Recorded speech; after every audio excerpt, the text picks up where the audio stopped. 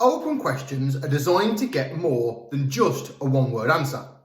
For example, are you going on holiday this year?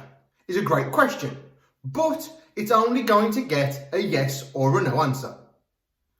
To make the question more open, there are words you can add in.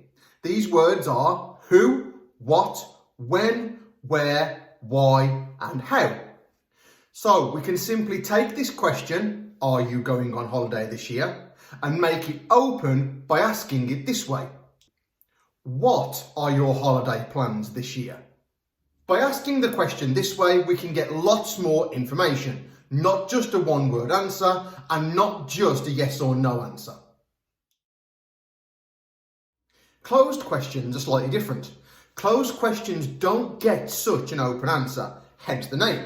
Therefore, they're looking for really quantitative data, such as the number of employees a company might have, or their annual turnover or profits. An example of a closed question might be something like, do you have more than 100 employees? Is your annual revenue over £100 million? Because closed questions give you a yes or no answer, or maybe just a one-word answer, they're great for gaining confirmation, decisions, choices, and helping customers provide you with short, sharp, specific information.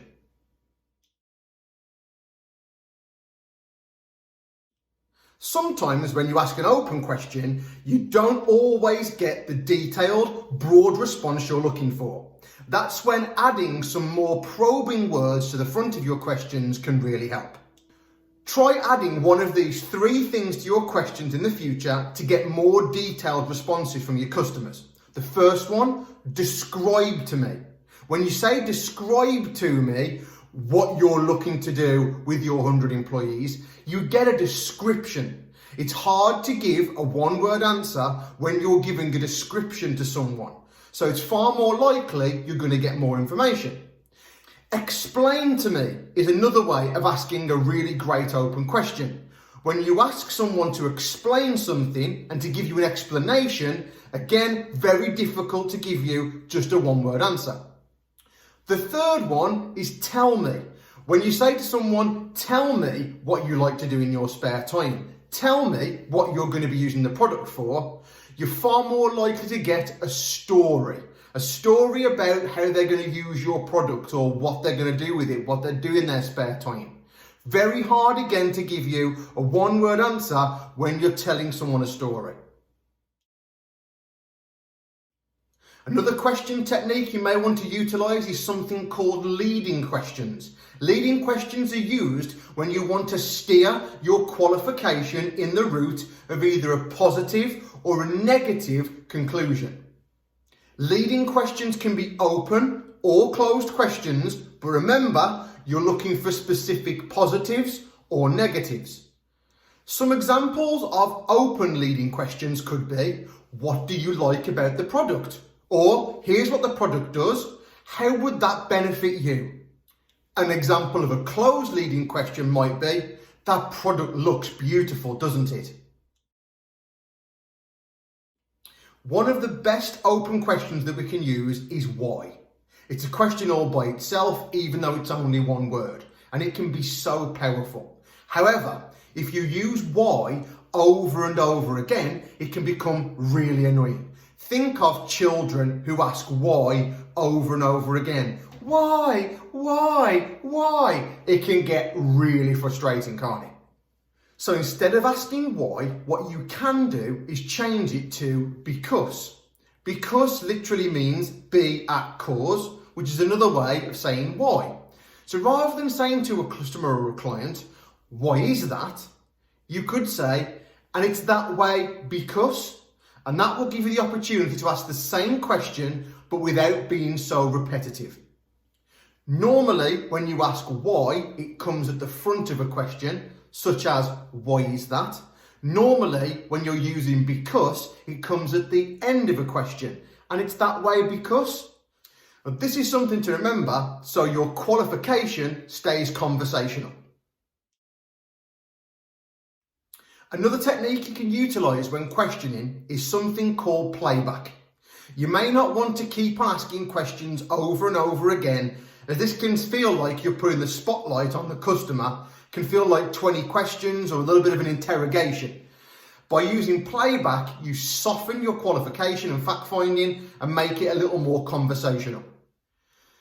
Playback utilises the last 2, 3 or 4 words that a customer has said to you by playing them back to the customer with an upward inflection at the end that signals a question.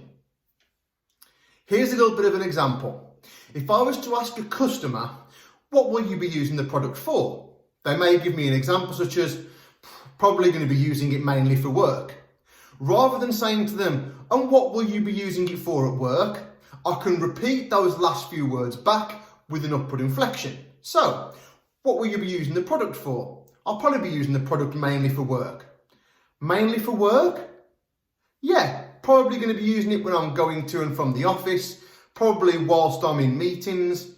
See, that way you get lots more information and you haven't had to ask a question, you've just utilised the skill of Playback. A great way to make all of these questioning techniques work for you is something called funneling. If you picture the shape of a funnel coming down to a certain point, it'll help you picture the way in which you can utilise your questioning techniques. Open questions at the start of the funnel to find out lots of broad information. Mixing in with those open questions a couple of closed ones to confirm and clarify and get specific detail. Building some rapport while you go. As you get down towards the bottom of the funnel, you're starting to make the questions more and more specific, maybe using some leading questions to get towards some negative or positive responses too.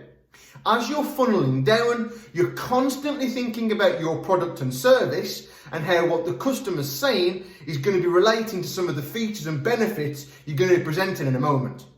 Once you get down to the bottom of the funnel, don't forget to summarise everything back to make sure you and the customer are on the same page. So, just to recap through that, starting with some open questions, then some closed questions to mix in to start to clarify and get some specific detail. Then start to make your open and closed questions more specific, maybe some tell me and describe to me, maybe some leading questions about some positives and some negatives, and then summarise back to the customer to make sure you're both on the same page. This will help you then present features and benefits that are relative to what your customer wants, not just throwing loads of features at the wall and hoping they stick. So today we've gone through open questions, closed questions, using why and because, using Playback. We've gone through some more probing questions with explain to me, describe to me and tell me. We've also gone through some leading questions, getting those negatives and positives, as well as funneling technique. All of these things we can elaborate on in far more detail, but I hope this has been really useful as you start your journey in sales.